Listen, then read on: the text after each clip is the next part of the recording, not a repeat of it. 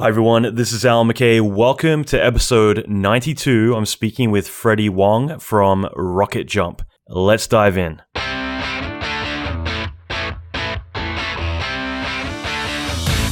Welcome to the Alan McKay Podcast. Alan is an Emmy Award-winning visual effects artist and mentor to many leading industry experts. Listen in as Alan talks with other industry leaders in film, video games, and visual effects about their experience, lessons, and methodology. Alan will teach you pivotal advice to fast-track your career, better your skills, and reach your ultimate dream job. Check out the latest episodes on alanmckay.com.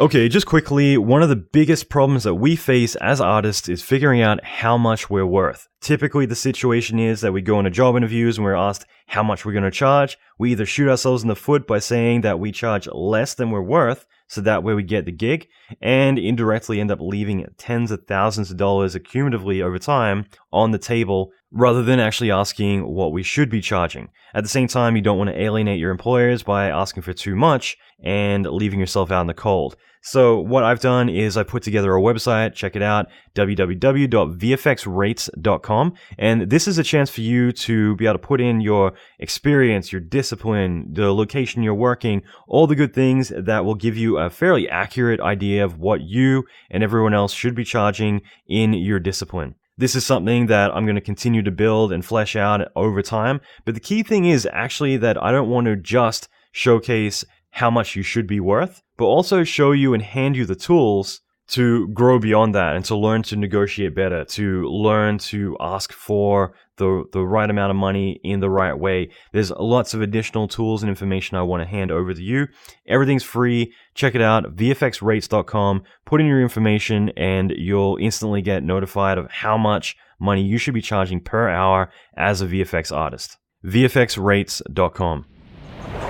All right, so welcome to episode 92. I'm really psyched about this one. It's going to be really cool getting to speak with Freddie Wong, who is a director, does a lot of short film content, and has pretty much the dream job of getting to work on his own content and direct a lot of really fun, really cool short film pieces and other content too. He's part of RocketJump, which has a massive following on YouTube, and as well as a Hulu show, a couple of podcasts. They're doing a lot. And Freddie was really great to talk to, obviously very knowledgeable, really cool guy. And again, just really fun to just get to pick his brain about a lot of his past, how he got started, and also just a lot of his insights into the film industry, into cameras, into a lot of different stuff. I had a blast, and for me, I love this sort of thing. So it's just really fun to nerd out about a lot of this stuff and just get some different perspectives on everything as well. I wanted to keep this intro fairly short and dive into the guts of it all here. So just as a quick mention, if you want to check out the show notes, go to alanmckay.com/92 to access the show notes for this. And also feel free to leave a comment. I would love you to death if you can share this episode. Just go on your Facebook or your Twitter and share the link. That would mean the world to me. And I'll leave it there for now. And let's dive into this episode with Freddie Wong. Awesome. Well, again, thanks for taking the time out to do this. I think this is going to be sweet. Do you want to start out giving a bit of an introduction to who you are and what you do?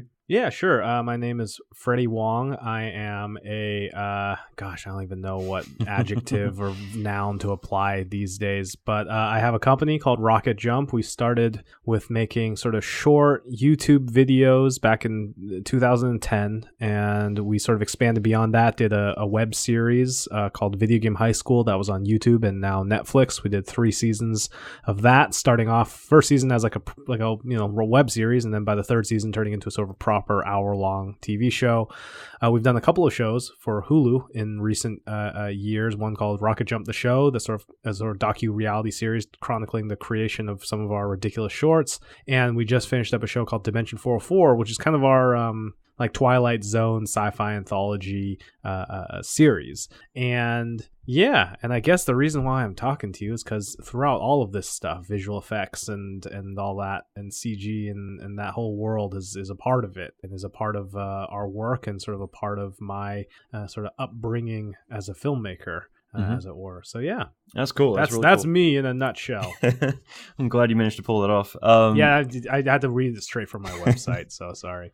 I've done that occasionally. People are like, what are you doing? I'm like, let me bring up IMDb because I'm terrible at this. But that's cool, man. I mean, I'd love to know how you start out, because I always find, like, you know, for all creatives, we've all had our own path, and some people, you know, kind of fell into it accidentally. Others have had a huge passion, but a huge struggle to kind of get to that point. And yeah, for you, like, did you always want to be a filmmaker, or did you kind of fall into it? Sort of fell into it. Like I always say that there's a couple pieces of fortuitous technology that put me down this path, you know, because I think I was a big computer nerd in high school. I loved like programming. I was definitely on the track of being like, ooh, I'm going to be a computer engineer or software engineer or a game designer, which, like, in retrospect, probably should have done the game thing. Probably should have done video games, given how that industry's gone. But regardless, never too late. Yeah, well, in this case it is.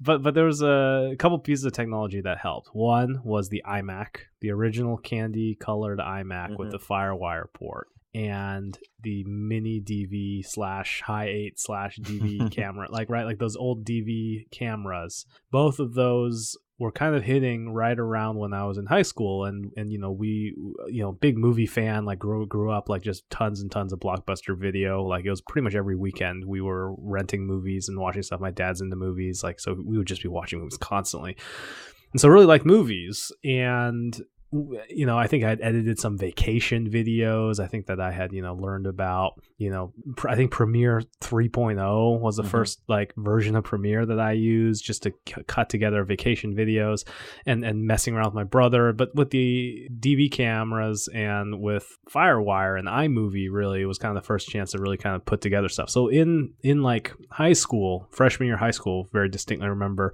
messing around with those cameras and making just fun little dumb skits with my friends and putting those together. And that was where things started deviated, where I was like, you know what, this is a lot of fun. My sophomore year, I teamed up with a friend of mine who was a year older than me, and we did essentially a feature film. Like, we did a 73-minute visual effects, like, by the way, like visual effects at the level that I could on the, you know, Power Mac G3 at the time, feature film, and worked on that all year. Premiered it kind of at the end of the year, and it was kind of I think it was kind of a moment where I was like, oh, this is something that I can see me doing sort of as a career, something that I think that is really interesting, and something that's something that I'm passionate about.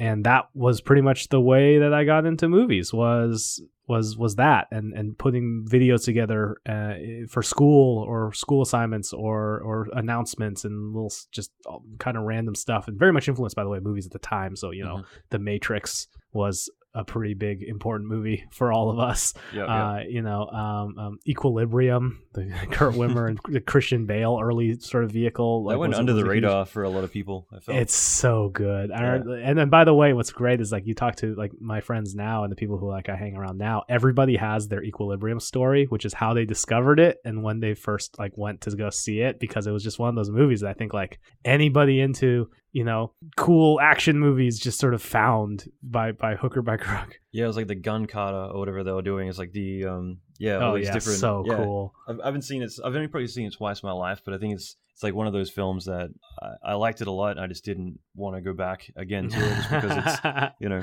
it's just like a few things like Dark Horizons. I wanted to see that recently, and I ruined it by watching it again. Oh now. No! Yeah, it's just like, oh man, it doesn't hold up. But the end fight scene of Equilibrium holds up, so you don't have to worry about that. That's cool. But yeah, so that was kind of how we got into it, which was the technology was there, you know. And I always say that if the tech hadn't been there, I would have just done something else, you know, because it just wasn't an option. I think that's the fun thing. I mean, especially more 2D, like jumping to After Effects, things like that, where you get more instant feedback. Because I think for some people, 3D kind of, you know, it's a very tall cliff to climb at the very beginning. Yeah, you know, and it's funny too, because I would say, as weird as it is, like I kind of like probably early, even before high school, had been messing around with 3D because of Myst, the game, right? Okay. And what's crazy to me is, like, looking back, how much that game influenced like my creative, like I'll put it this way. They made movies and they did green screen, right? Or blue screen even for the books for the two brothers. So I was like, whoa, cool, making movies. That's really interesting.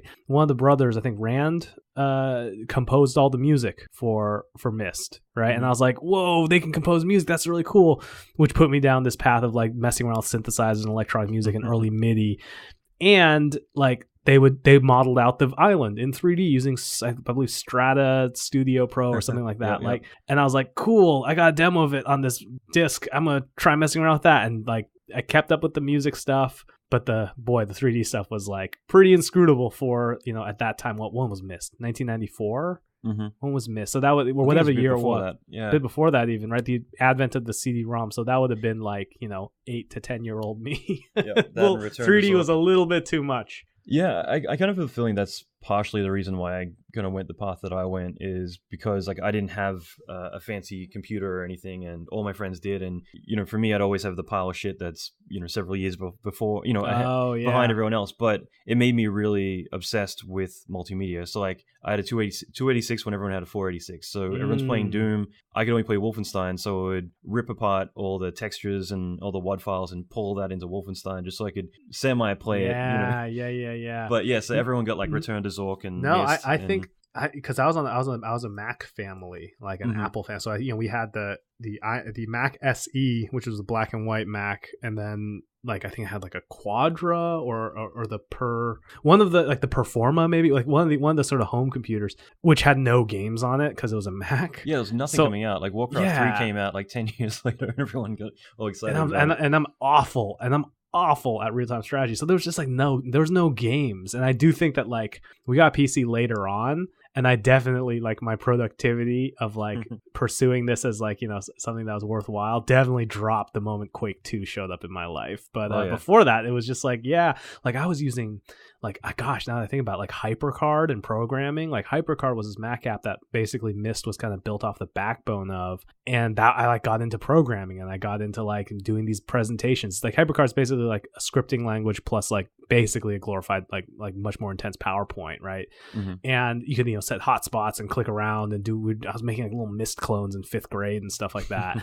Like yeah, man. Yeah, that's awesome. That's what helps, is to not have video games. And by the way, I sometimes say that to like parents. Like I'll have a kid come up to me somewhere and they'll be like, oh, what should I do? I really want to get into this. And I see that they're with their parents. I'm like, you're gonna hate me, but you really should stop playing video games. And like you can see that like their face just drops. They're just like, what?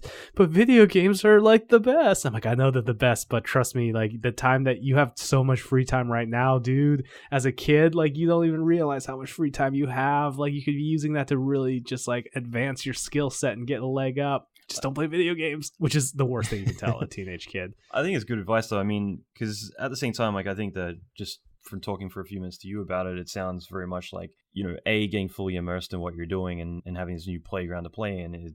That became your video game. That became your outlet. And if you have those other distractions, then that's where your outlet is. But if you take that away, then you're going to have fun and make fun out of what you're doing. And having, all these tools, and especially now, like it's kind of ridiculous. Like I'd love to know what it'd be like to grow up now with everything at your disposal, opposed to, as you were saying, working off of a DV cam and bringing it in and, having to work so much more just to get like the simple results. Yeah, I think it might even be stifling to an extent, right? Because it's like you have everything at your fingertips. Whereas back then it was just like, cool, we can shoot 2 minutes of footage and pull it in 640 by 480 into my computer, right? It was like, in a way, being limited kind of the scope of what you were dealing with to a much more manageable size. And I can very much see a world where like you see all this stuff and you're just like, man, I don't even know where to start. And I think that's a lot of the times when I talk to people and talk to sort of kids like who are just starting out this stuff, it comes down to really like, where do I even start with all of this stuff? Like it wasn't even like something where, again, like when we started out, it was like, what's the best I can do camera wise? It's like, this is it. Like I can just borrow my like parents' camera. Like that's it. Like there's nothing else you can do beyond that. And it's limited in the way that it is. And like you could like get like, a tripod off of eBay, and that was, so yeah, I think it might be dizzying to come at it afresh these days. Yeah, definitely some overwhelm. And for you, I guess like just to touch on that for a second, I mean, what do you usually tell people? Because again, I feel like for a lot of people, you're right. Like there is a massive overwhelm as to like, well, where do I begin with all of this? Because there's so much information out there. Everyone's going to assume that they need, Zeiss lenses and have to work off of a weapon or a dragon and, have all the stuff. And that's also their excuse for not starting is like, well, I don't have all that equipment when a fucking iPhone these days is amazing, the quality you can get from it. Well, it's tough, right? Because I think that even we fall victim to that mentality sometimes, of just being like, oh man, I have this really cool idea, but we don't. Like literally the first, I think, YouTube video that we did that kind of popped off was this one called Real Life Portal Gun, and we had this idea of this little like comedic skit using the gun and the effects from the game Portal, Mm-hmm. And for the longest time, it was like maybe 6 months where we just didn't do it because we're like, oh, I heard Valve is going to put out a toy portal gun as part of as part of this thing, so we can just buy that, or we're looking at how they get made. And it was just like, just a total, like, just waiting around for this. And then finally it was like, you know what? Like, forget it. Let's just use the Nerf gun and just do this. And like, a prop, in a weird way, a prop held us back. And I think that exists in so many different forms for people, which is not just, not just props, but like equipment or ideas or just everything needs to be in the right place. And I think people just have to get comfortable with the idea that filmmaking is kind of a messy thing. Like you kind of, sometimes there's no such thing as, you can have the best shoot ever and the worst movie, you can have the worst shoot ever and the best movie, right? There's no sort of rhyme or reason to the process and how it ends up. And I think you have to just get used to that and get used to the fact that you're going to get your hands dirty and just to dive in and try something, because trying something at the end of the day, again, it comes down to time, right? Like you're better off spending your time trying something and failing at it than waiting around for ideal conditions to arrive. You're not launching a rocket to the moon, which requires the exact right weather. You're just throwing things in the air and seeing how they fly. That's right, and it's a process. I mean, just going by what you're saying again, like I guess if you look at Robert Rodriguez is a good example where he wanted to do his first couple of feature films all on the Spanish outlet, just specifically so that way he could put out a bunch of stuff. No one's going to see it, and he can kind of go through his failing period there, and then afterwards he can start doing some mainstream Hollywood films that are going to get picked up. And obviously El Mariachi right away got recognized, and he's like, oh fuck, now I'm already under the spotlight. But I mean, that's just it. You gotta just start jumping out there, throwing things out and just seeing what sticks, just so you can explore and see what works. And Rodriguez said that he had hundreds of movies on VHS tape that he had made that nobody will ever see, right? And I think it comes down to, some people look at filmmaking like as this art, but I think it's much more akin to like a craft. And the craft in and of itself requires, there's less romance around the idea of this as a craft. There's less the Hollywood of, less of the Hollywood glitz and glam. It is more just like, hey, do you want to know how to direct well? Just get practice doing it. You want to know how to shoot well? Just keep practice doing it across as many different things as possible, which, is time and effort and is less sexy than the idea of, I think the Hollywood normally is. But I think that in all honesty, the movies that are crafted better last longer than the flashier ones that tend to just flame out. Yep, I can think of a dozen to come to mind. Yeah, flashy no ones right away. But that's awesome, man. Like, I guess for your career, I mean, you've already mentioned a few things, but I always think that with my career and my history, I can always pinpoint kind of those aha moments that I've had that kind of drastically accelerate everything. Like for you, what were some of the ones that really took off? Well, I think that the first YouTube video was definitely a big moment in terms of realizing, oh, here's this new place to really almost a Robert Rodriguez model, which is just to try out doing things, just to experiment and work the craft, and have a place where people can see it, and potentially have a place where those people can support you financially while you're doing it, right? That was kind of a revelation, because it was like, oh wow, I can do this full time and just be experimenting with short film and trying all these different things. I think that was a big moment. Another big moment was sort of seeing kind of how Video Game High School played with our audience, who, which up until that point had been fans of our short viral content. And by the third season of VGHS, there was a lot of people who had literally never heard of what we had done before, literally had never seen a single YouTube video, but they were fans of VGHS because it was on Netflix or any of the other platforms that it was on. And I think that was important, because we realized, oh, here's the kind of staying power you get from storytelling as opposed to short viral videos. And as much as we love short viral videos, what became clear was like, oh, this is very disposable content. Like people aren't really, yes, you're getting an ancillary benefit to your brand or their recognition or what have you, but nobody looks at a short viral video and like really engages with it on an emotional level. It's something that is like a quick laugh or a quick scare or just something, but you move on very quickly. Whereas opposed to, this kind of long form story that we were telling in Video Game High School, like even to this day, people are still asking like, oh, when's this going to come out? When's your next sort of iteration? Whereas even our most beloved videos, there was maybe a small period of time where people were like, oh, you guys should do a sequel to this video, but pretty soon nobody cares because it's just a tsunami of things to watch these days, and it's not necessarily hard to stand out. It is, but it's also that even if you do stand out, how long are you gonna stand out for? It's like summer blockbuster season, right? It's like they get one weekend where everyone watches this movie, but then they're on to the next thing, and it just feels like that times a trillion online. And I think for us, we didn't grow up with YouTube. We didn't grow up with watching vloggers and saying I want to do that. In a weird way, we kind of defined this generation that I'm a part of. It's kind of defined what that quote unquote that is.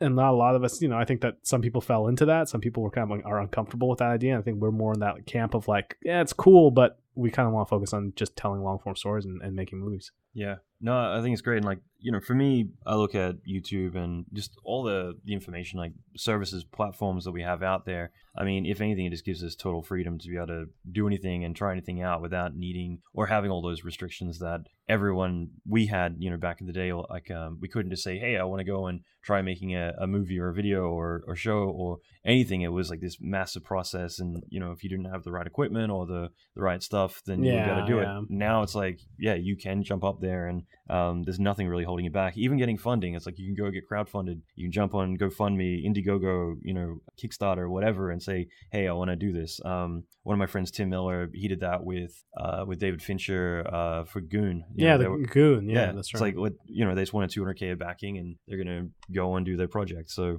if anything, it just meant that they got a boost towards, chasing that project they wanted to build the IP for. So yeah, I think we got total freedom these days. And I'll tell you, it's hard with crowdfunding too. It's also tough for if you don't come at it from some sort of established place, right? Like absolutely. We were fortunate when we did our first crowdfunding campaign to have done a lot of time on YouTube and have had a YouTube audience, and a lot of the sort of things that are successful have names or properties that people recognize. A lot harder, obviously, when it's just out of the blue and then something new. Because I think with movies specifically, it's not like a product you're getting. It's faith in an idea that you can't really know all about, because knowing it would just sort of ruin the movie for you.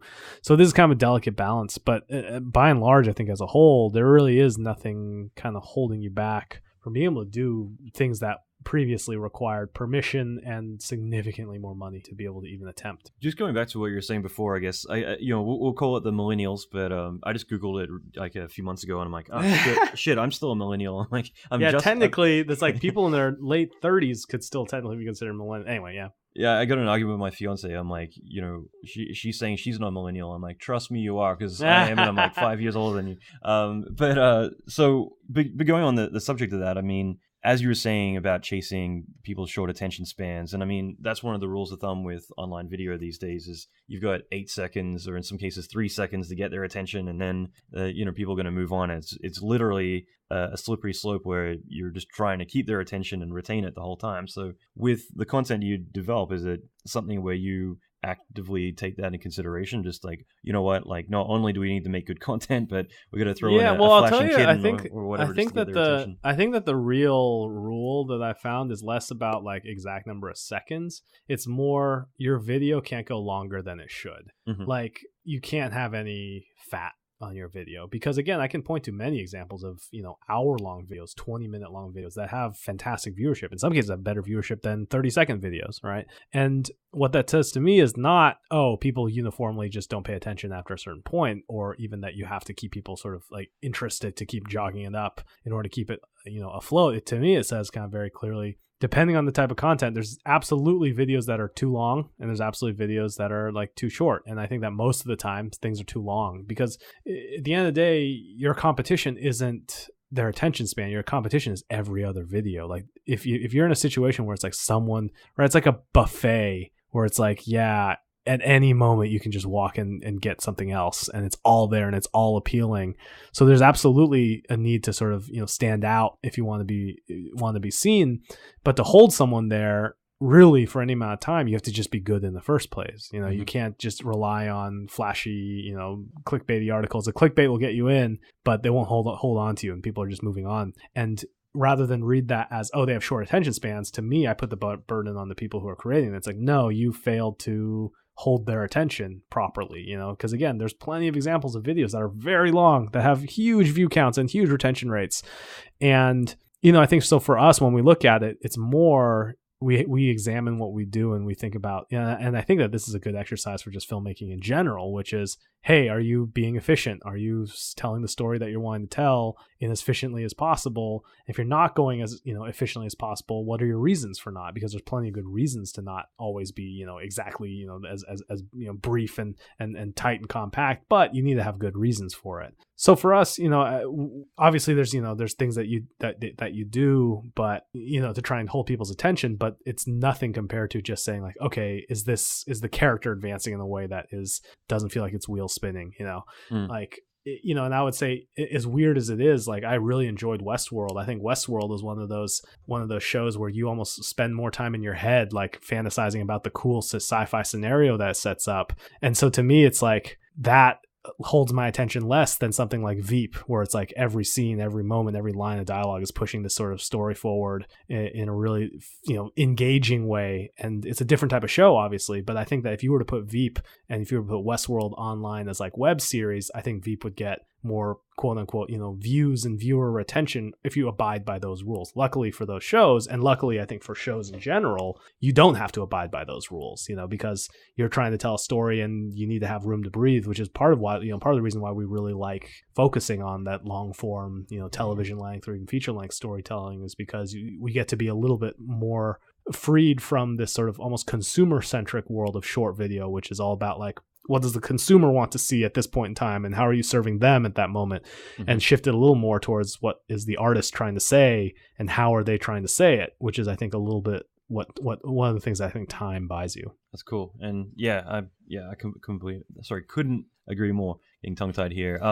But I mean, going to RocketJump for a minute, I'd love to talk about kind of the origin of that. I think just in general, like your whole kind of arc through your career path has been pretty amazing, just because you're someone who gets to put together so much stuff, and it seems like you're busy doing so many damn things. I'm kind of surprised you can keep up with it all. But yeah, I mean, sorry, to speak to RocketJump, sure. I mean, really, what it was at the end of the day, it was just like, yeah, we want to be able to pay people, and we want people to kind of share in what we're doing. So we need a company structure. You know, that was kind of really what it came down to. And, you know, I think that big part of it too was also just trying to be self-conscious about the idea that, you know, what I want to do is not necessarily 100% tied to my name. So, you know, we could have been the Freddie W company. The YouTube channel originally was youtube.com/FreddieW, you know, but I think that it's a little bit, you know, self-serving. And also you're good luck finding anybody to collaborate with when you're plastering your name over absolutely everything that you do. Not to say that obviously you can't, but in the world of, you know, YouTube and online video, it just gets a little weird. So, yeah, that was kind of the origins of it, which was just like, hey, we want to try and put some structure around this. And it's been very challenging. I'll tell you, the last couple of years have been very challenging to try and bridge that gap, because I think there's plenty of examples of well-oiled sort of YouTube machines, and, you know, these are places that are putting out a lot of content on a very consistent basis, and it's a lot of, you know, sort of influencer driven, social media driven sort of stuff. And on the other hand, you have traditional production companies, which are, you know, they do a lot of work for hire, and they're not very large because it's just need to, you know, expand and contract with the size of the project. And us somewhere in the middle, where we're kind of an online thing and we kind of have an online presence in social media and all that, but we're also want to just be straight ahead showrunners and directors and producers. So there's this sort of weird, we always feel like we're kind of in this in-between state between sort of a traditional world and the, you know, sort of the new media thing. And we always joke that like the traditional world doesn't take us seriously because, you know, I mean, we're a bunch of YouTube yahoos, and the YouTube world doesn't take us seriously because we're a bunch of, you know, Hollywood commercial guys. So we're kind of this weird in between. But, you know, I think the focus has always been just try and just make things that we would want to watch, you know, try to tell good stories, good characters, and just make things that if we were tuning into it, we'd stick around and watch, hopefully. No, that's cool. And I'd love to talk a little bit more just about the kind of origin, just because, you know, whether it is RocketJump or more specifically you, but with just kind of making that decision that you wanted to start doing a lot of short films and get active. And as you said, kind of like essentially assembling a company. I mean, was there any kind of like, oh shit moment along the way where it's like, wow, this is suddenly becoming real, and there's a lot of responsibility and everything else kind of tied to it as well? Yeah, I think so. I mean, like, the moment that you're employing people and the moment that it's, a full-time thing and you're trying to figure out what health insurance is, and that coinciding with, I think, people starting to get married, a lot more people. And, I feel like I'm at a wedding like every other weekend at this point. But, and pretty soon they're going to have kids. And right. So it's like there's this sort of like transition that's happening where, I think we were a bunch of very freewheeling, like, oh gosh, like living in the loft in downtown LA and just running around with cameras and fake guns out in the street trying to make something that's entertaining to, oh, this is sort of turning into what, a career needs to have some more stability to it. It needs to have some hours that aren't just 24/7, 365, So there's definitely, I think, a transition. There's always going to be, I think, an evolution and transition. And I think we're in a spot where, I think 2017 has been a fairly challenging year as far as, shows and trying to get stuff going, just because I think there's a number of reasons, but at least one of the reasons is that you have a really sort of new group of buyers in this marketplace that are playing by old, sort of like tech company rules as opposed to kind of like traditional Hollywood rules. And I think there's a bit of a trend. There's a bit of a process right now where traditional Hollywood is trying to figure out how to work with all of these new players who are looking for content for their platforms and their tech things and what have you. And the timelines that tech is used to working with is a little bit different than I think the timelines that sort of creatives are used to working with. So it's just, made for, I think, a challenging year in terms of a lot of stuff that we want to pitch and that we've been pitching and wanting to hear back and getting things going. So I think there's always kind of that navigation of that landscape. And, I think for us, it always comes back down to the core fundamentals of just like, well, okay, just try and do movies good, pretty much. Should have a t-shirt that says just do movies good, guys. Yeah, I mean, I think it's a pretty exciting Sell time both of them with Amazon, Netflix, and Hulu, and a lot of other platforms, like even YouTube going more the TV route. It's definitely kind of disrupting the typical route, and I think at the same time it gives a bit more freedom to a lot of up-and-comers too. But you're right. Like, I think that there's always got to be an ROI attached to everything. And you're right. More in the tech area, it's definitely a lot more analytical in terms of, everything needs to hit these bars. There's got to be the right projections the whole way along. It's also their timelines. I'll tell you, like, a lot of them are like, but, I've heard stories from friends who are pitching to some of these tech companies that are looking for, stuff for their platforms. They'll be like, cool, we're going to go out, we're going to develop this creative. They turn around, they develop the creative, they come back, and by the time they've come back, the tech's like, oh, no, we pivoted to something else and we're working on something else now. It's like, oh, no. Like, the timeline has almost a little bit of a mismatch going on. Right. But yeah, I think that more than anything else, like, good content done well is always has a place somewhere. But right now, I think everyone's trying to navigate and figure out exactly what that looks like and how does that even work and what's the value of it. And I think, probably fair to say that, tech companies probably undervalue the importance of good content, whereas I think Hollywood probably overvalues the importance of good content. And the truth is, as usual, somewhere right in the middle somewhere. Exactly. And like for you, I guess, like out of all the projects you've done, what do you think are some of the most challenging ones you've worked on? So, I mean, I think Video Game High School is absolutely one of the top challenging ones just because we had no idea what we were doing, right? Like, from a season-to-season basis, we were always learning from the previous season. And the budget, which we put out from online, for everyone to see. I mean, obviously, we aren't putting things down like individual artists' salaries, but in an aggregate sense, so you have an idea of like how that money was spent. The budget was ludicrous for what we were trying to do, like ludicrously low. And we've always kind of had that for everything that we've done, even all the way up to sort of D404, where it's a very visual effects heavy show. But, I think that we try and figure out how to do it in a way that is not, doesn't require ridiculously expensive, CG work. So that, and I think a lot of that comes from having that as a background. It comes from having to fix and roto mistakes you've made yourself so that you'll never make those mistakes again. And as a result, I think that's a big challenging part of it is how do you make something look good still when your resources are always, like, granted, every movie could always use more money, but like when your resources are especially kind of tapped out, how do you shoot it in a way that makes things look good? How do you, cut it in a way that allows you to emphasize the strengths of whatever graphics and sort of compositing you're bringing in there?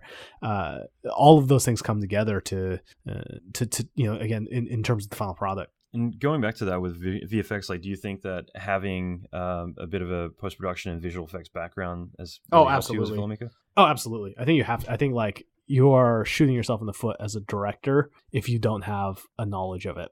Because I think so much needs touch up these days, right? Like like every frame of a movie, of a commercial movie at this point, is getting some kind of work on it, whether it be background stuff, whether it be digital makeup. Like, it's just insane how much is getting run through, a digital sort of touch up, sort of beyond just your regular whiz bang effects. And what we've found is that knowledge has been really helpful in helping us save money and not to do things, because I think that there's been so many.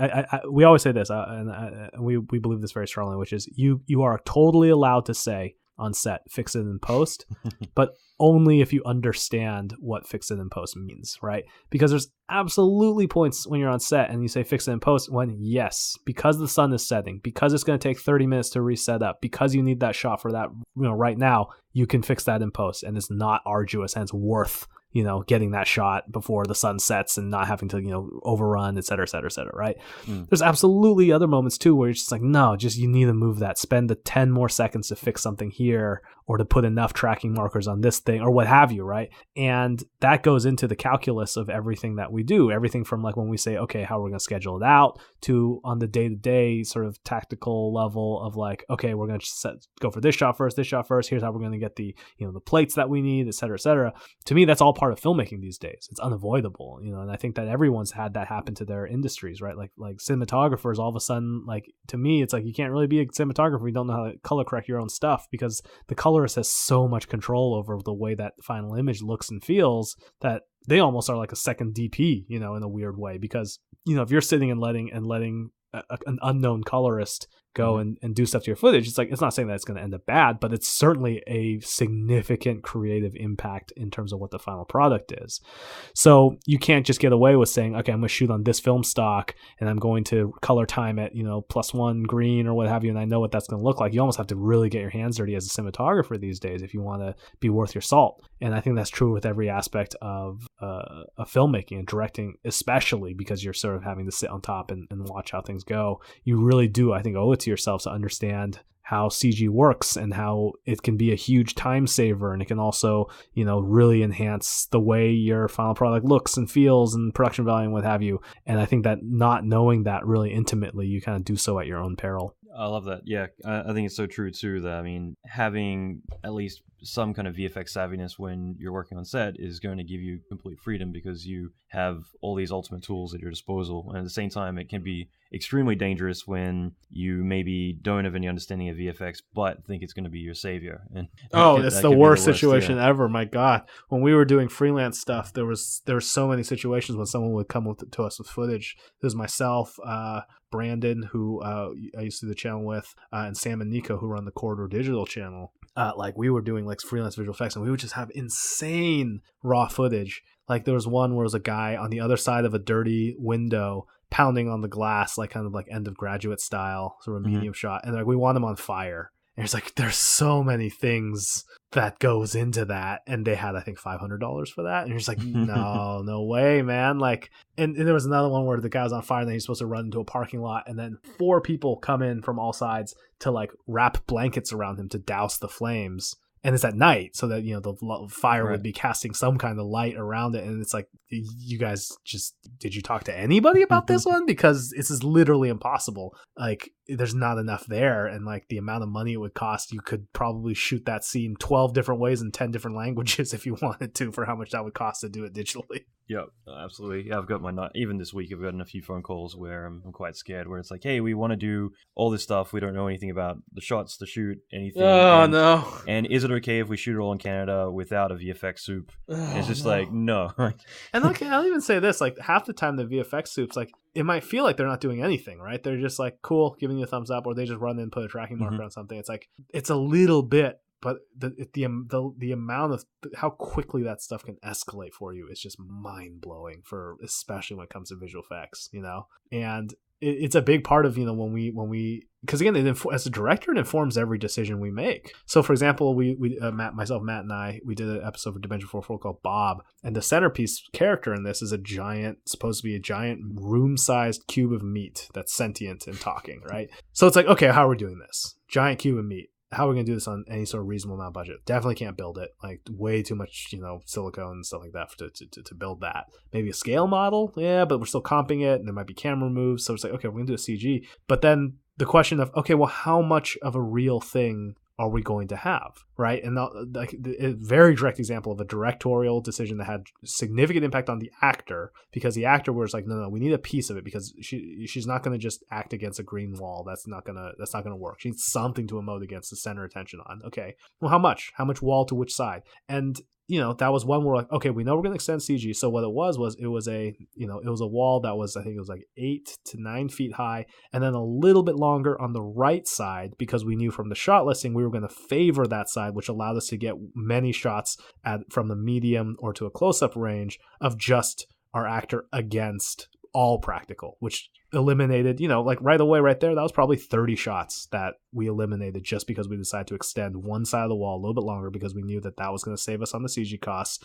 That's 30 green screen shots of full CG meat cube right there, right? And that's all the sims, all the stuff like that. It's like right away, how much of that are you literally saving now, because you're just making a single, very specific, very sort of laser focused production design decision as a director that ends up saving, which in turn then the amount of resources and time that went into those 30 that you saved now lets the other shots that need to be CG get that much more attention and that much more love on it, right? Exactly. And that's the conversation to have. Sorry to cut you off. No. I was just going to say, exactly that.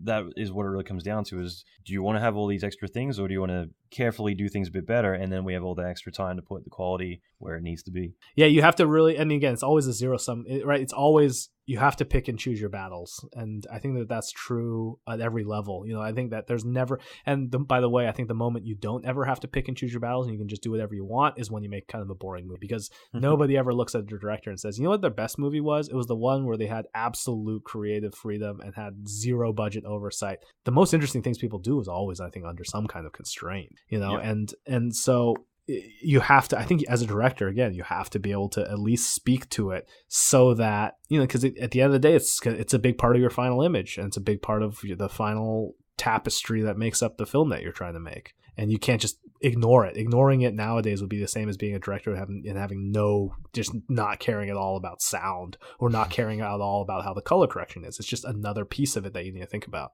Mm-hmm. I agree. And I'm one of the few people who actually really likes M. Night Shyamalan, and I've actually worked on a couple of his films, and I will say that Shyamalan, I think if you take away his budget, he's phenomenal. But you give him money, then it's just like you're signing his death warrant. You know what I mean? Yeah, and I think one of the things that you say what you will about Michael Bay, I really look at him and like, this guy knows how to use visual effects in a way, like, right, like you might be like, I don't like, you might not care for the Transformers movies, but I challenge you to look at any single frame of those movies and compare it even against other movies that ILM does, right? He's getting the best possible work out of ILM. Like, that stuff looks fantastic because he knows, like, okay, at this mid-ground point, I want to use something real. Up here, we're going to use a piece of it that's real. We're going to do, right? Like, that's the kind, at the very least, that understanding, him and his, his visual effects supervisor, that understanding, whatever, regardless of the movie, just from a visual standpoint, it's like, I don't know. I think the best ILM work comes out of those Transformer movies, like, in terms of just how well put together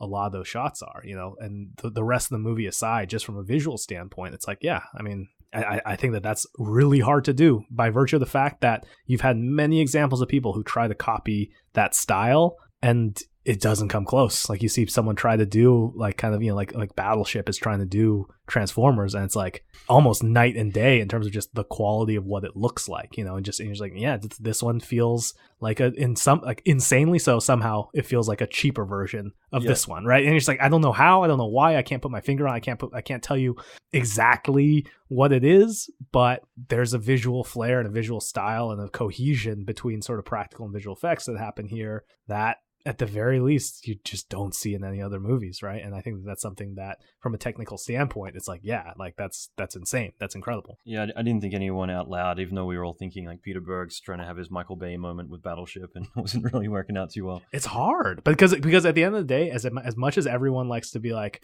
oh, Michael Bay's thing is just X, it's like, if it was that easy, then everyone would do it, and everyone, or at the very least, when people try to do it, they'd make it look just as good. But I can't think of anybody who's made stuff, who's been able to do it as good, right? Like, and it's like, Yeah.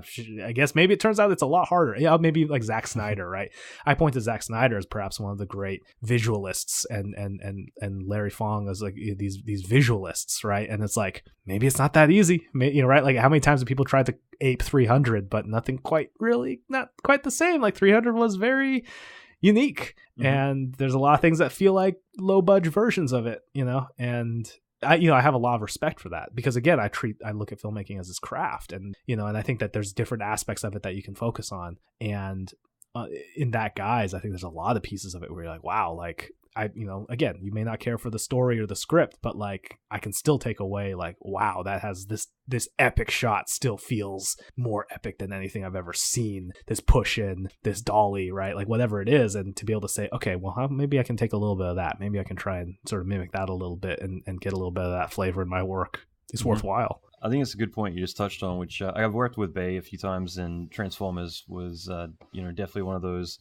projects that I think that he commands a lot from everyone. And like even Digital Domain, when I think it was at ILM at the time, and I was talking with those guys, and they were working on Transformers 2, and they were redoing all the backgrounds, like repainting everything. And I asked them about that, and they're like, yeah, we haven't actually been asked to do this yet, but essentially we know that Bay's going to do that just because, and we don't want to be in a situation where we haven't done it yet. So essentially we're going to read his mind and plan ahead for like what he's going to scream at us at. But, yeah. When it comes to production, like he's definitely a screamer. He definitely gets for sure. Once through that. I mean, but for you, what's your process for, let's say, getting things done and having that good team collaboration? Like, what do you think are some of the key things that make a good synergy? Yeah, I think that, again, like, and like, I'll take a quick moment, by the way, to separate out. I think that, the people and the personalities that you find in the entertainment industry are often very much at odds with the work. I think that disconnect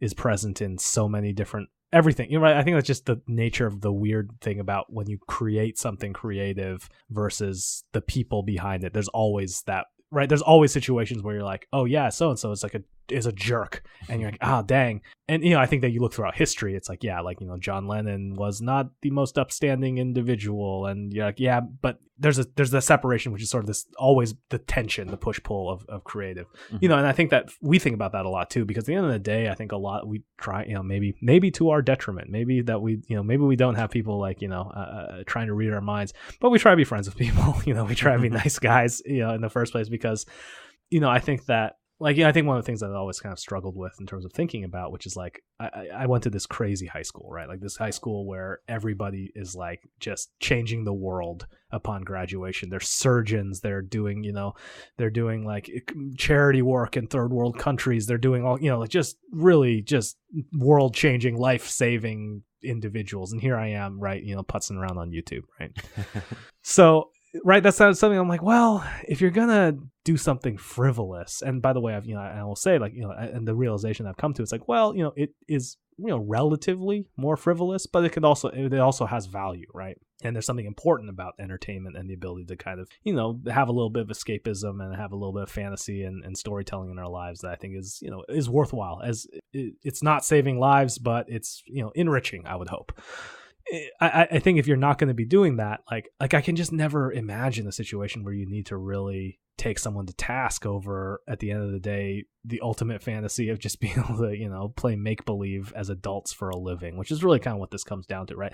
I get some surgeon screaming at someone when, like, his hands are covered in blood and, like, life and death. Yeah, like, I get that, like, totally. It's never life or death here, unless you really screwed up on your safety meeting, right? It's never life or death. So we try to be nice people to begin with. And, I think that and it's also the acknowledgement, the way I approach it is, it's always been, because we've never had just tons and tons of budget to play with, and I don't think we're ego-driven people. I try not to be. I think that we've never been in a situation where we can just spend as much as we want to do something. So it's always just been like, hey, let's do our best, and hey, maybe this can improve, and you do your best to get it as far along as you can, and you have to make that call as to what's important for your story, because at the end of the day, it's all about that. So, like, there's situations where, like, okay, we can do another 20 iterations on these shots.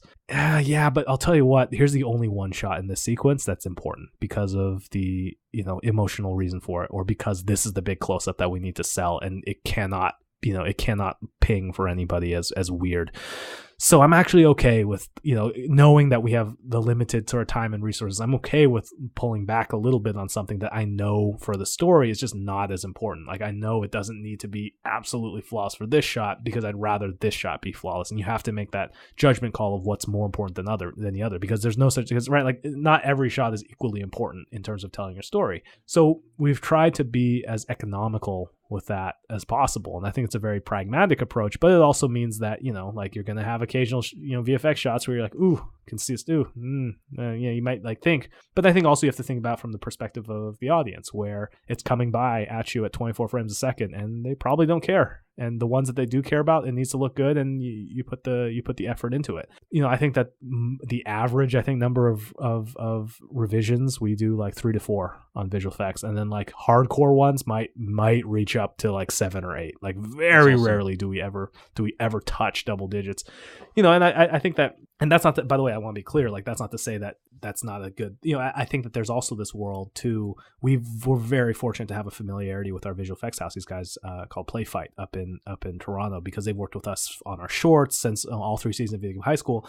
We're very fortunate to be able to have a good shorthand, because I think that, like, I saw that like James Gunn tweeted that, they had done like 300 some revisions on Guardians of the Galaxy for one shot. And I assume it's probably that first opening shot, which is just, this giganto one take.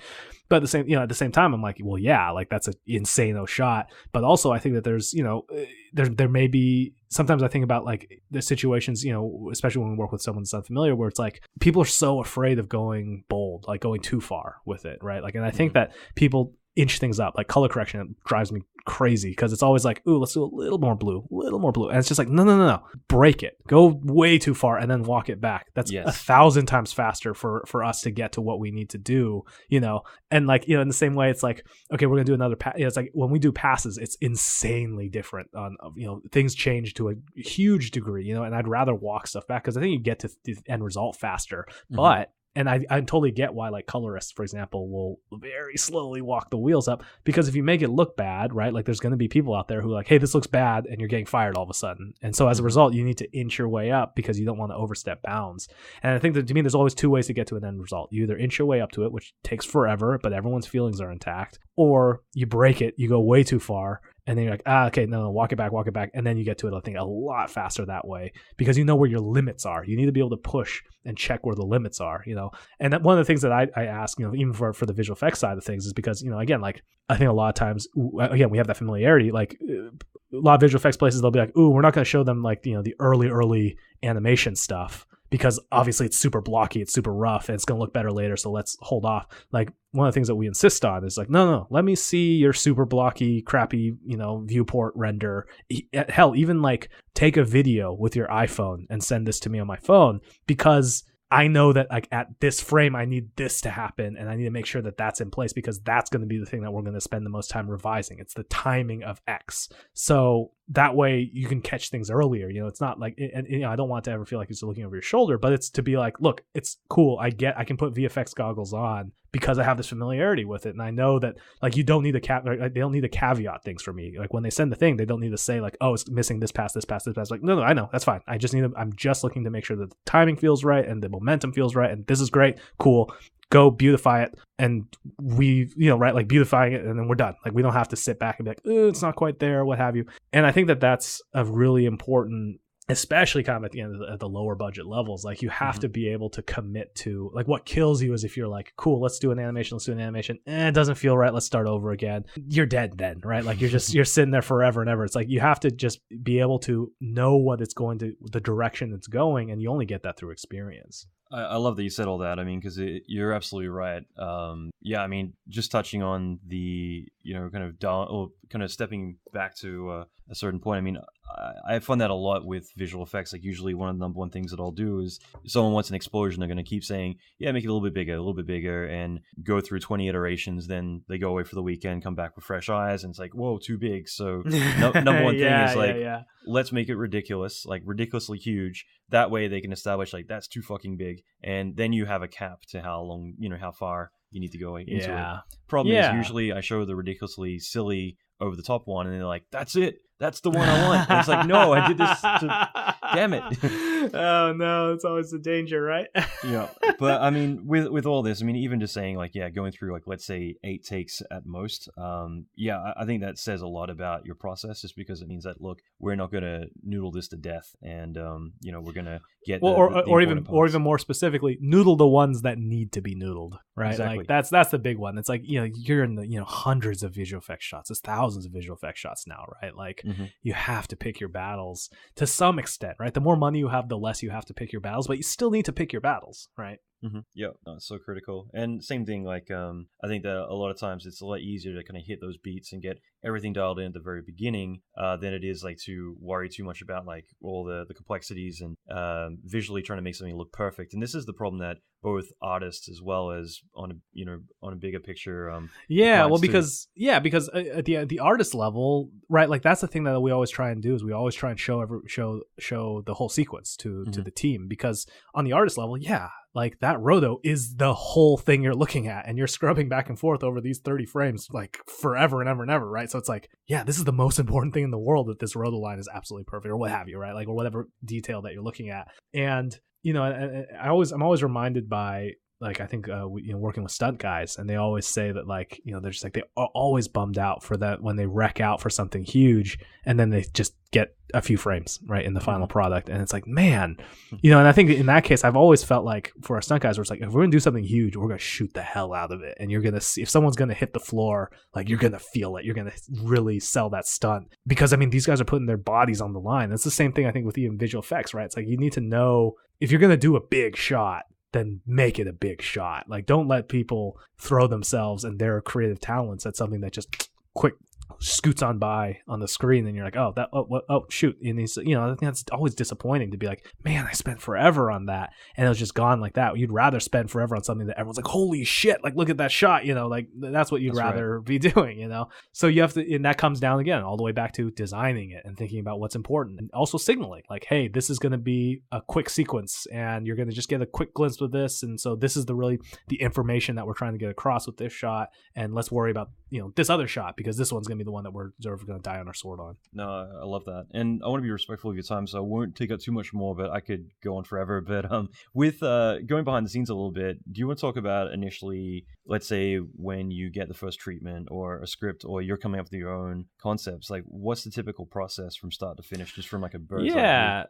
So, I mean, you know, so we come up with scripts. Generally, everything that we do is sort of self-generated. And we talk about sort of shot specifically. We'll go through shot listing with our director of photography. And, you know, a shot list also, I think a lot of times I like what Guillermo del Toro said about storyboards and shot lists, which is, this is the best version of what we're going to do if we don't come up with something better on the day. So it gives you, grounds you. It gives you an idea of what you're going for and what you need and what the pieces you need for it. We'll often do like even video storyboards. So just like taking an iPhone or even taking one of our sort of smaller, lower end cameras and just shooting a version with ourselves in just roughly blocked out to try and get the rhythm, especially if it's like a complex action sequence, like just to get the rhythm of it, just to try and be like, okay, this is what A, B, C, D needs to look like. And we'll talk about like sort of money shots, like what are the big, cool, iconic, like, ooh, let's make sure we're at a wide for this moment, or let's make sure we're like we do like cut it like this for this moment, or what have you. So we have a good sense of kind of what the visual flow is, and having a shot list and sort of either rough video storyboard or rough storyboard to kind of go along with it. And then on the day when we shoot, provided that we're ahead of schedule, which, we're usually riding the schedule pretty hard.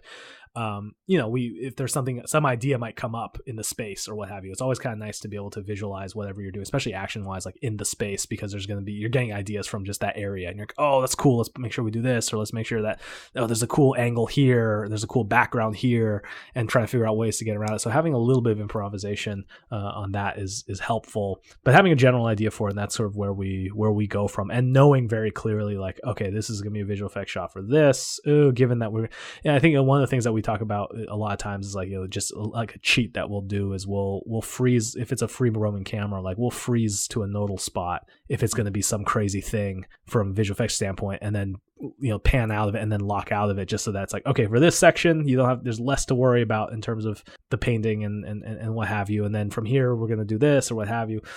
I think it's a lot of sort of thinking about that and trying to think about, again, having known the pain of doing visual effects on our end, okay, what can we do to make it easier or to make it less onerous on the visual effects end of things. And again, without being afraid to be like, okay, this one we really need to go large and really kind of plan for something big here. So yeah, I think it's one where we look at as holistically as we can and understanding sort of as many departments as necessary into it, what that sequence looks like. And it's a lot of, storyboard, shot list, and video storyboarding. That's awesome. It's really cool. And what's typically your team look like when you go out on set? Like, I'm assuming if they're short films, they're a pretty tight team. Yeah, the shorts are just, it's very, very few people. And then, Dimension 404 was a full-on union shoot. So we're back in, sort of the more traditional looking side of things. I think it's been difficult to be like, let me touch the camera, because again, that's what we grew up with. And again, there's ways of doing it. Obviously Soderbergh has, there's ways of getting in that union and doing it, but on our end, I think it's a lot of also just getting to collaborate with new people and to be able to kind of be surprised by the talents that they bring to bear as well. That's cool. And is there any kind of technology right now you've been kind of nerding out about when it comes to film gear or anything? And I'm talking about either small little, laser pointer to, laser cameras. I mean, like we were very early adopters of the Movi, the gimbal rigs. Mm-hmm. So I'm a huge fan of those, because I think from an action standpoint, it allows you to transition, just to get kind of weird and philosophical, it allows you to transition height in a way that you can't with Steadicam. Steadicam always feels like if someone goes down to the ground, you're tilting down at them. You can't really transition low-mo, high mode. And I think that in a weird way, what you get handheld with that feels more like feels like more of a first person view, like what your eyes see as a human being, because our brains do a little bit of stabilization for ourselves, right, when we walk. But so you get a little bit of that up and down bob very slightly in it. And it feels a little less floaty and sort of Eye of God airplane mode like Steadicam does. And it feels a little less hindered, sort of like attached to your shoulder in the way sort of handheld shoulder stuff does. Yep. So it feels like that's a true proper POV kind of like thing. And it's and to me, just from a philosophical standpoint, it feels like it brings you into sort of action sequences in a much more engaging way. So big fan of the gimbal systems, big fan of the Movi. I think that on the camera side, like, we're Red fans, and I think that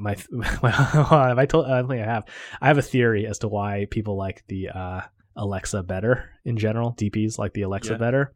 And that's because the monitor coming straight out the Alexa feed is objectively a better looking image than what comes out of the Red monitor. But right, like you can tweak it, you can color correct it, but nobody thinks about that in the moment. They just said this one's more pretty than the other one, and it is. It definitely, the Rec 709 out of Alexa looks great, and the red gamma is a little more contrasty, and all. And part of me is like, because I remember being like, a couple of things. Even talking to Sam and Nico, what they've done is they've done stuff like they take the Red and they'll use the small HD monitors and they'll run a LUT, just like a quick one over it on the for the monitors, and everybody's like, what is this camera? Like, how are you guys? Wow, like this camera looks amazing. What is this?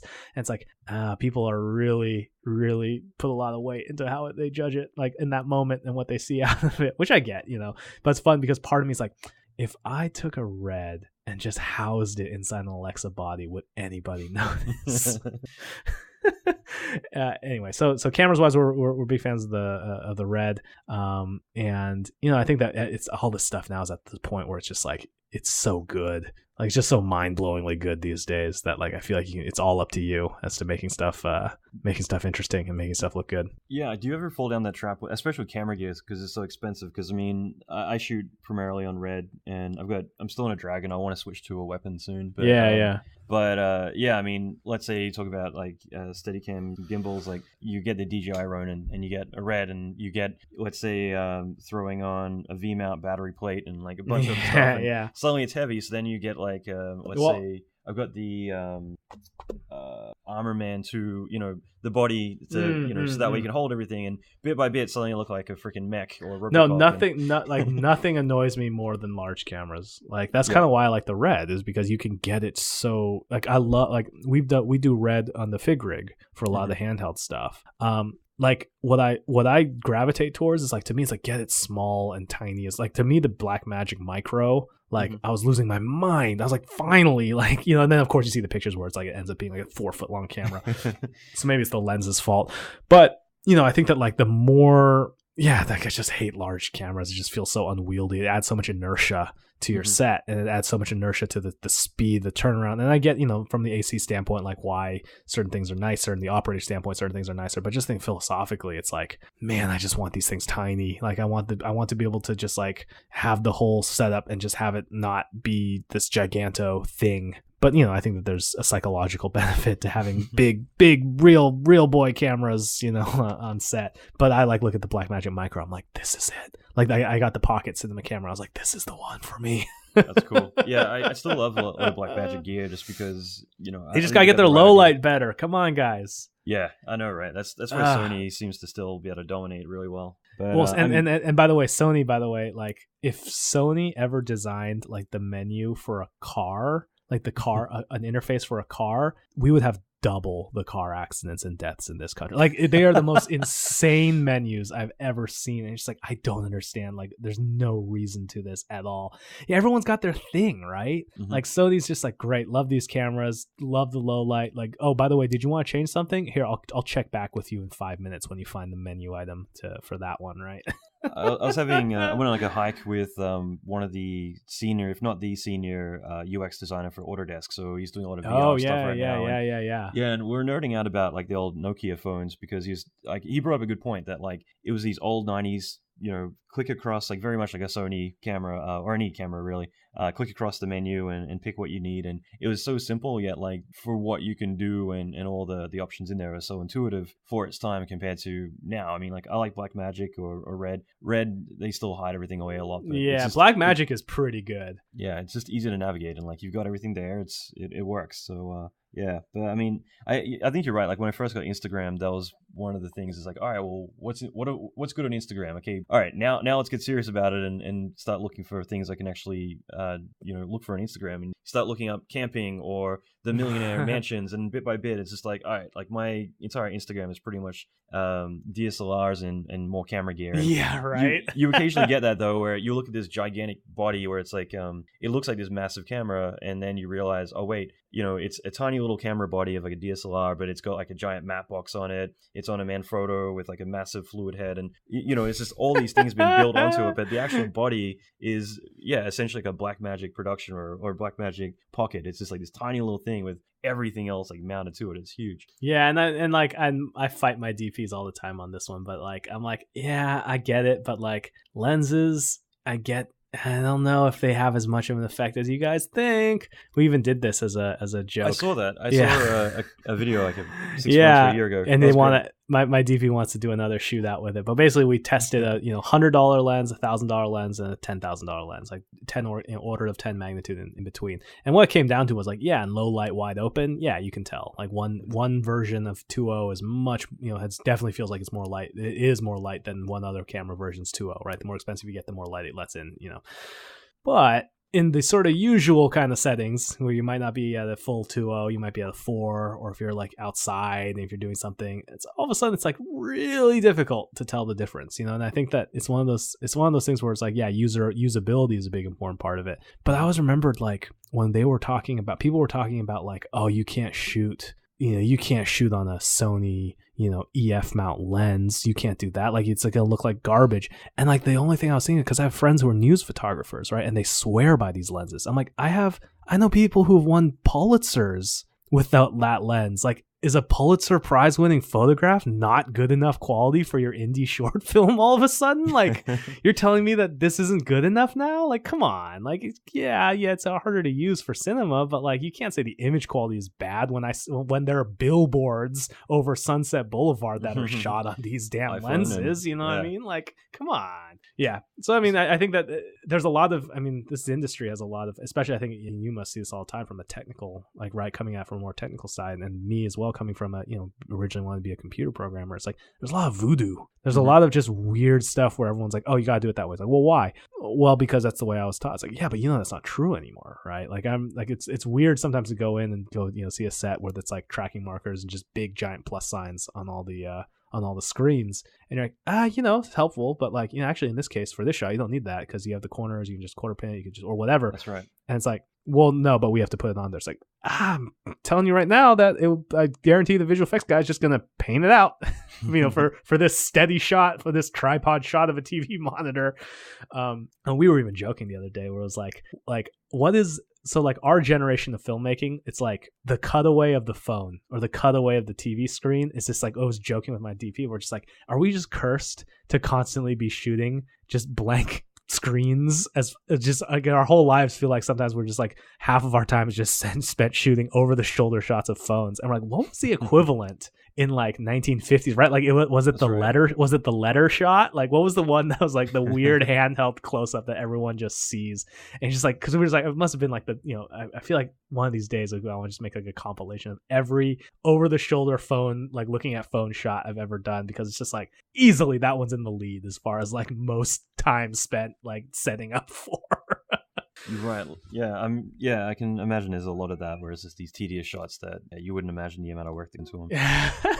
And it's like, it's here and gone in like 2 seconds too. You're just like, come on, like another phone shot. Like it's almost to the point where like, haven't we shot enough? Can't we just make a library of all the phone shots and all the different hands and all the different like edges of shirts that we've seen? Isn't that enough at this point? Like, haven't I covered all my bases by now? There's gonna be some stock out there that you can just pull and throw in. Yeah, right. Like that'd be so great. I think it's Keith Sutherland. Like I think he was doing 24 season 4 or 5 when he finally was doing the voiceover saying like, it is now 5 p.m. or whatever, and he's like, come on guys, like haven't you got enough of the takes of this? It's like, oh yeah, you're right, like we could have just used season 1.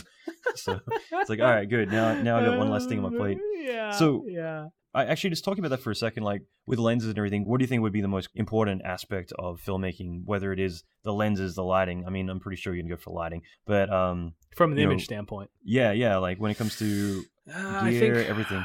So I think, like all things considered, camera bodies are pretty much for the most part like on the same plane. Like, right, obviously Red's better low light, Alexa's better sort of overall. Blackmagic can handle outside just as well as the Alexa. Like, right, like so it's like for the most part it's a wash. Like this gets plenty of data as long as you're capturing it properly. Blackmagic, lens, you're gonna have more money for the after party. So yeah, exactly. Lenses, again, like you've heard my thoughts on lenses. I think that it's not, the difference is not as pronounced as some people, unless you're really messing with it, unless you're shooting down the barrel with lights and trying to really go for a certain look.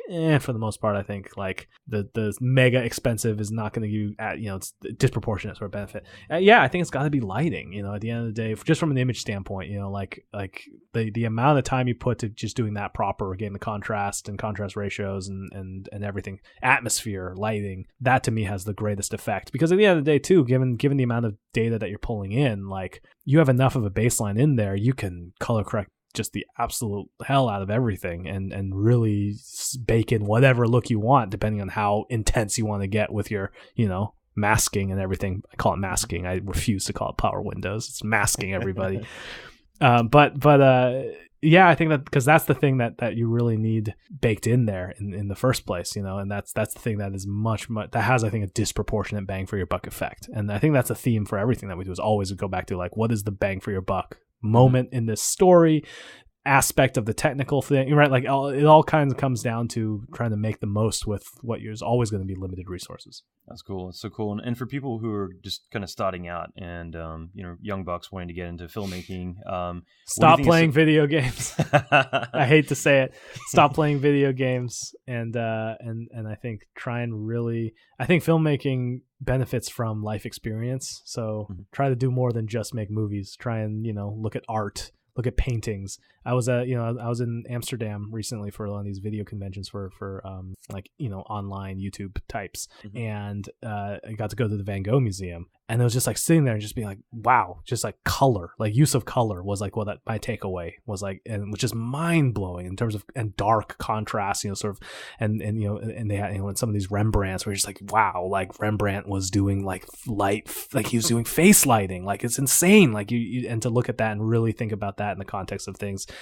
Appreciate all forms of art. And I think that's what's interesting about filmmaking, is that filmmaking is a sort of synthesis of visual and audio and performance and drawing. It's all the arts in one. blended together. So you do better, you make your movies better by having a real opinion and appreciation of everything under the sun from an artistic expression standpoint. I love that. And like, what do you think would be some of the critical mistakes that people tend to make, especially starting out? I think it's really easy when you're starting out to kind of thumb your nose at populist filmmaking, and to thumb your nose. I think it was so annoying. It was like in film school, people were like, Spielberg isn't anything. Like Spielberg sucks. Like he's just this like he's like schmaltzy, and he's like it plays to the cheap seats or what have you. And to me, it's like, nah, man, filmmaking is a populist medium. Like, and I think that. And one of the things that we talk about a lot is like a bad movie has just as much, if not more, to teach you than a good movie does, right? And so I think that again, like I don't discount anybody. Like I love looking at I think that you should look absolutely. I think Spielberg's the greatest director we have, maybe of all time, right? And I think that people who, anytime that you feel the need to like discount someone or kind of ignore them because of any reason, right?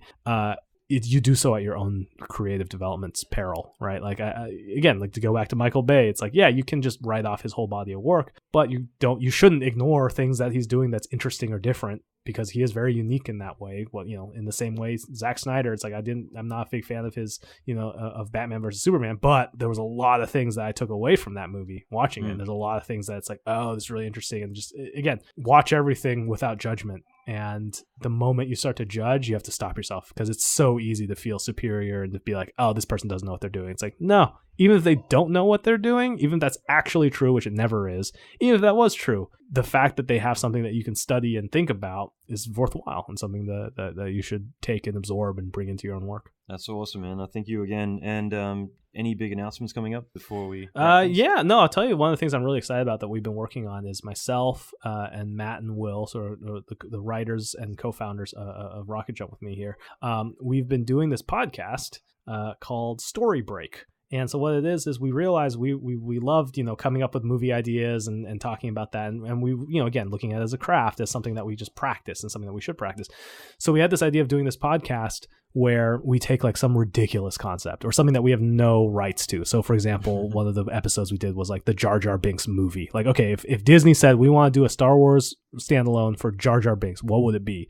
And we give ourselves an hour to try and figure out what that would be. And I think that the results sometimes are really cool, like really good and really interesting. And I think it gives a really honest look at the writing process and the story and the ideation process and what we kind of, pay attention to. By no means are we saying we're the best screenwriters at all, or that we even know what we're doing, but we found that it's really helpful for us as creatives, but also from the feedback that we've gotten, that people are really interested in getting sort of that look at how does someone think about or even begin to approach a story, and what things do they pay attention to, and what things do we kind of like think are more important than others. And it's just ridiculous. It's fun too, so we did Jar Jar Binks movie. We did a movie based on the Kellogg's cereal animated like cinematic universe, like all the characters from the Kellogg's. We did a Microsoft paperclip, like Clippy, the paperclip. Like, what if you had a movie, you had to do a movie about the Microsoft Clippy paperclip? What would it be? So it's a lot of hilarious fun. I was just gonna say, like, for me, I always think back to like some internet meme that existed back in the 90s where someone's writing a like, dear world, I can't take it anymore, and the Microsoft paperclip pops up like, hey, it looks like you're trying to write a suicide letter.